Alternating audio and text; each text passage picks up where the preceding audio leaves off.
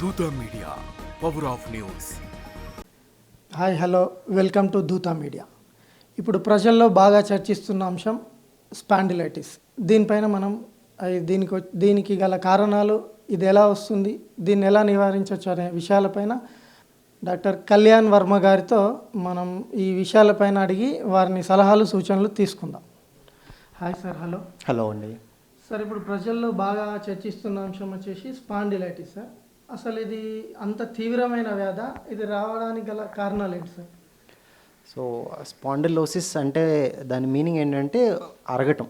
వయసుతో పాటు మన బాడీలో ప్రతి పార్ట్ అరుగుతూ ఉంటుంది, అలాగే స్పైన్ కూడా అరుగుతూ ఉంటుంది. స్పైన్ అరగటాన్ని మనం స్పాండిలోసిస్ అంటాము.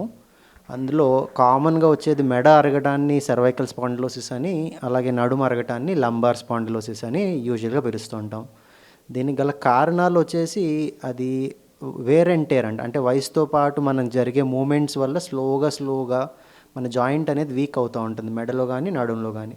ఆ జాయింట్ వీక్ అవటం వల్ల కొత్తగా ఎముక కొన్ని ఫార్మ్ అవటం కానీ, మెడలో ఉన్న నరాలు ప్రెస్ అవ్వటం కానీ, ఇలాంటి సిమ్టమ్స్తో జనరల్గా పేషెంట్స్ మన దగ్గరకు వస్తుంటారు. సరే, వ్యాధి వచ్చేసి అంత తీవ్రమా? దీని పరిణామాలు ఎలా ఉంటాయి?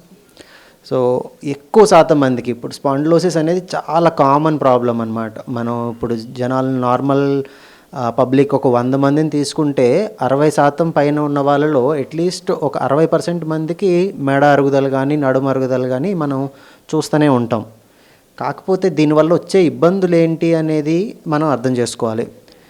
యూజువల్గా 2 రకాల ప్రాబ్లమ్స్ ఉంటాయి. ఒకటి మెడ నొప్పులు. సర్వికల్ స్పాండిలోసిస్ నుంచి మాట్లాడినట్టయితే ఒకటి మనకి మెడ నొప్పులు రావచ్చు, లేదంటే మెడలో నరం ఒత్తుకోవటం వల్ల మెడ నుంచి చెయ్యి అంతా లాగి చెయ్యి గుంజి చేతిలో తిమ్మిర్లు, చెయ్యి ముద్దుబారటం, ఇట్లాంటి సమస్యలతో కూడా జనాలు వస్తుంటారు. ఇందులో మనం జాగ్రత్తగా పట్టించుకోవాల్సిన అంశం ఏంటంటే అప్పుడప్పుడు ఒకవేళ మనకి ఈ స్పాండిలోసిస్ కనుక బాగా తీవ్రమై నరం బాగా ఒత్తిడిలో ఉంటే కనుక ఆ నరం వీక్ అవుతుందన్నమాట. వీక్ అవ్వటం అంటే చెయ్యి బలం తగ్గటం కానీ, చేతి గ్రిప్ పోవటం కానీ, చెయ్యి పైకి లేకపోవడం కానీ, ఇవన్నీ సిమ్టమ్స్ అనమాట మనకి నరం బాగా ఒత్తుకుంటే. సో స్పాండిలోసిస్ నెగ్లెక్ట్ చేసి బాగా సివియర్ స్టేజ్లో వెళ్ళినప్పుడు ఇలా చెయ్యి వీక్గా ఉండి అలాంటి సిమ్టమ్స్తో కూడా మన దగ్గరకు వస్తూ ఉంటారు. ఇది కాకుండా ఇంకొక మెయిన్ అంశం మనకి సర్వైకల్ స్పాండిలోసిస్లో ఏంటంటే మైలోపతి అంటాం. మైలోపతి ఏంటంటే స్పైనల్ కార్డ్ మెయిన్ నరం అనేది వీక్ అవ్వటం. అంటే మనకి చేతులకి, కాళ్ళకి, మన ఛాతికి, వీపుకి అన్నిటికీ స్పర్శ కానీ బలం కానీ అన్నీ మనకి మెదడు నుంచి మెడ ద్వారా కిందకు వస్తాయి అన్నమాట. అది వచ్చే ఒక ఏదైతే నరాల బ్యాండ్ ఉంటుందో దాన్ని స్పైనల్ కార్డ్ అంటాం. ఆ కార్డ్ వీక్ అవ్వటం కూడా సర్వైకల్ స్పాండిలోసిస్ బాగా సివియర్ అయినప్పుడు అవ్వే ఛాన్స్ ఉంటుంది. సో ఆ మైలోపతిలో ఏంటంటే మనకి ఫస్ట్ ఇనీషియల్గా ఎలా ఉంటుందంటే నడకలో బ్యాలెన్స్లో ఇబ్బంది వస్తుంది. అంటే మీరు నార్మల్ సర్ఫేస్లో నడిచినప్పుడు నడవగలుగుతారు, మెట్లు ఎక్కేటప్పుడు ఏదైనా పట్టుకుంటే కానీ ఎక్కలేకపోవడం, బ్యాలెన్స్ ఇబ్బంది అవ్వటం, లేదంటే కళ్ళు మూసుకుంటే కింద పడిపోతాను అనిపించడం, ఇలాంటి బ్యాలెన్స్ ఇబ్బందులతో జనరల్గా వస్తుంటారు. అది కాకుండా చేతులు, కాళ్ళు అన్ని తిమ్మిర్లుగా ఉంటా, ఇది ఒక సిమ్టమ్ కింద వస్తారు. రెండోది చేతుల్లో వణుకులు, చేతి స్ట్రైట్గా ఏదైనా పట్టుకోవడానికి చెయ్యి వణుకులు వచ్చి సరిగా పట్టుకోలేకపోవటం, లేదంటే షర్ట్ బటన్ వేసుకుని తీయటానికి ఇబ్బంది పడటం, అన్నం తినడానికి చేతులు వణకడం, ఇవన్నీ కూడా ఆ మైలోపతి అంటే స్పైనల్ కార్డ్ వీక్ అవటం వల్ల వచ్చే సిమ్టమ్స్.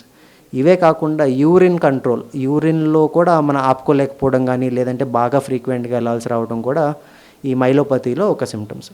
సో ఇవన్నీ కలగలిపి మనం దాన్ని మైలోపతి అంటాం. ఈ సిమ్టమ్స్ అన్నీ కనుక ఉన్నట్టయితే దాని ఉద్దేశం ఏంటంటే మెడలో స్పైనల్ కార్డ్ మీద బాగా తీవ్రమైన ఒత్తిడి ఉన్నట్టు. అండ్ అలాంటిది ఉన్నప్పుడు అసలు నెగ్లెక్ట్ చేయకుండా మీరు కంపల్సరీ స్పైన్ సర్జన్ని కలవాల్సి ఉంటుంది.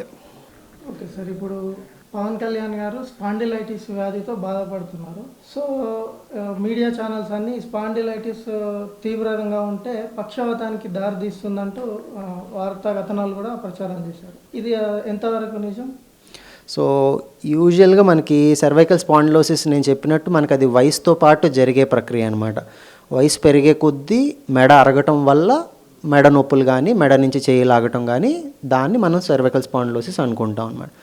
ఇప్పుడు ఇవి నేను చెప్పినట్టు మనం నెగ్లెక్ట్ చేసి బాగా సీరియస్ స్టేజ్కి వెళ్ళినట్టయితే ఇప్పుడు మనం ఏదైతే డిస్కస్ చేసుకున్నామో ఫస్ట్ బ్యాలెన్స్లో ప్రాబ్లమ్స్ వీటితో మొదలవుతారు, చేతి తిమ్మిర్లు, కాళ్ళ తిమ్మిర్లు, అవి కూడా మనం నెగ్లెక్ట్ చేసినట్టయితే నెక్స్ట్ స్టేజ్ ఏంటంటే ప్లెయిన్ గ్రౌండ్ మీద కూడా నడవలేకపోవటం.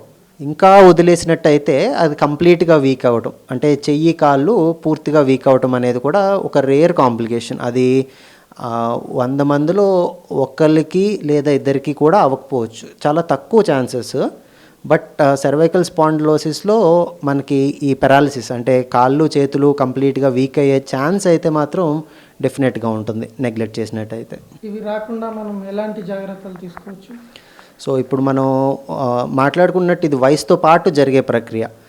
మనం వయసుని ఆపలేము, అలాగే ఎంతో కొంత అరుగుదలని ఆపలేము. బట్ దాన్ని తీవ్రతని అది ఎంత స్పీడ్లో అయితే పెరగాలో దాన్ని మాత్రం మనం కొంచెం కంట్రోల్ చేయగలుగుతాం. మనం మెయిన్గా చేయాల్సినవి సర్వైకల్ స్పాండిలోసిస్ పెరగకుండా ఉండడానికి లేదంటే వచ్చిన వాళ్ళు నొప్పులు తగ్గించడానికి ఏంటంటే, ఒకటి పోస్చర్స్, మనం కూర్చునే పద్ధతి మంచిగా వండుకో. ఎప్పుడు కూర్చున్నా కానీ వెనకాల దేనికైనా ఆనుకుని కూర్చోవటం, ఎక్కువసేపు వంగి పనులు చేయకపోవటం, ఏ పని చేస్తున్నా కానీ ప్రతి 20 నిమిషాలకి 30 నిమిషాలకి బ్రేక్ తీసుకుని కొద్దిగా మెడ స్ట్రెచ్ చేసుకుని ఎక్సర్సైజ్ చేసుకుని మళ్ళీ పనిలోకి వెళ్ళటం, ఇవన్నీ మంచి అలవాట్లు అనమాట మనం పోస్చర్స్. రెండోది ఏంటంటే ఎక్సర్సైజెస్, ఐసోమెట్రిక్ ఎక్సర్సైజెస్ అని కొన్ని మెడకి సంబంధించిన కొన్ని ఎక్సర్సైజెస్ ఉంటాయి. పర్టికులర్గా స్పాండిలోసిస్ ఉన్న వాళ్ళు రెగ్యులర్గా వాళ్ళ మెడకి సంబంధించిన కండరాలని టోన్ చేసుకుంటూ ఉండాలి. మజిల్ ఎంత స్ట్రాంగ్గా ఉంటే మీకు ఆ ఎముకల మీద పడే లోడ్ అంత తగ్గుతుంది, అరుగుదల అనే ఛాన్సెస్ కొద్దిగా తగ్గుతాయి అన్నమాట. సో మీరు వచ్చే కాజెస్ ఏదైతే మన పోస్చర్స్ అయ్యి సరిగ్గా చూసుకోవటం, రెగ్యులర్గా ఎక్సర్సైజెస్ ఇవి చేయటం, వీటితో ఆ పెరిగే సివియారిటీని దాన్ని మనం కొంతవరకు అయితే తగ్గించగలుగుతాం. ప్రేక్షకుల కోసం ఒకసారి మీరు అది ఎక్స్ప్లెయిన్ చేయగలుగుతారు సార్ దీని నుండి? ఇది మన స్పైన్ మోడల్ అండి. అంటే నార్మల్ హ్యూమన్ ఎనాటమీ ఎలా ఉంటుందనేది మనం ఇందులో చూడగలుగుతాము. ఇది మన తల, ఇది స్కల్ అంటాము. ఆ స్కల్ కరెక్ట్గా మన బ్రెయిన్ తర్వాత కింద ఉండేది సర్వైకల్ స్పైన్ అంటాము, అంటే మెడ ఎముకలు అనమాట. ఈ పార్ట్ని థొరాసిక్ స్పైన్ అంటాం, అంటే వీపుకి సంబంధించిన ఎముకలు.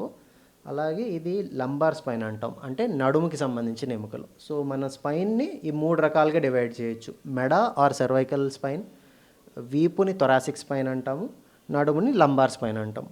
ఇప్పుడు మెడ అరుగుదల వల్ల వచ్చేదాన్ని సర్వైకల్ స్పాండిలోసిస్ అంటే మెడ నొప్పులు, మెడ నుంచి చేతులు లాగటం అనేది దీనికి సంబంధించిన సిమ్టము. అలాగే లంబార్ స్పాండిలోసిస్ అంటే నడుము అరగటం వల్ల వచ్చింది. నడుము అరగటం వల్ల ఏంటంటే నడుము నొప్పి కానీ, నడుము నుంచి కాలు గుంజటం, కాళ్ళల్లో తిమ్మిర్లు, ఇలాంటివి నడుముకి సంబంధించిన ఇబ్బందులు. ఇప్పుడు మీరు జాగ్రత్తగా దీంట్లో చూసినట్లయితే ఈ మెడలో ఒక ఎముక కాదు, మనకి మెడలో ఆల్మోస్ట్ ఒక 7 ఎముకలు ఉంటాయి. ఈ ఎముకల మధ్యలో జాయింట్లు ఉంటాయి. ఒక్కొక్క ఎముక వేరే ఎముకకి ఇలా 2 లేదా 3 జాయింట్లతో అటాచ్ అయి ఉంటుందన్నమాట.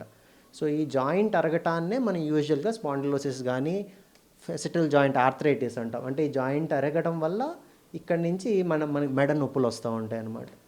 ఇప్పుడు పెరాలసిస్ అయ్యి ఎలా వస్తాయి అంటే, మనకి మెడ లోపల ఈ లోపల మనం చూడగలిగితే దీని లోపల స్పైనల్ కార్డ్ అని ఉంటుంది. అంటే మీరు మెడకి ఫ్రంట్ సైడ్, బ్యాక్ సైడ్ 2 సైడ్లు బోన్ ఉంది. ఆ లోపల ఒక చిన్న ఎల్లో కలర్లో ఒక తీగలాగా కనిపిస్తుంది కదా, అది స్పైనల్ కార్డ్ అనమాట. అంటే ఎముకల మధ్యలో మనకు ఆ స్పైనల్ కార్డ్ అలా ప్రొటెక్ట్ చేయబడి ఉంటుంది న్యాచురల్గా. బట్ ఈ మెడ బాగా అరిగినప్పుడు ఏంటంటే ఇక్కడ ఎముక అది వీక్ అయ్యి ఆ లోపల నరం ఒత్తుకోవచ్చు.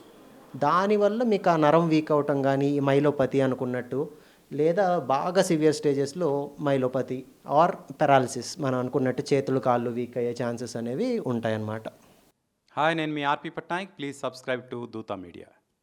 For more updates, please subscribe Duta Media.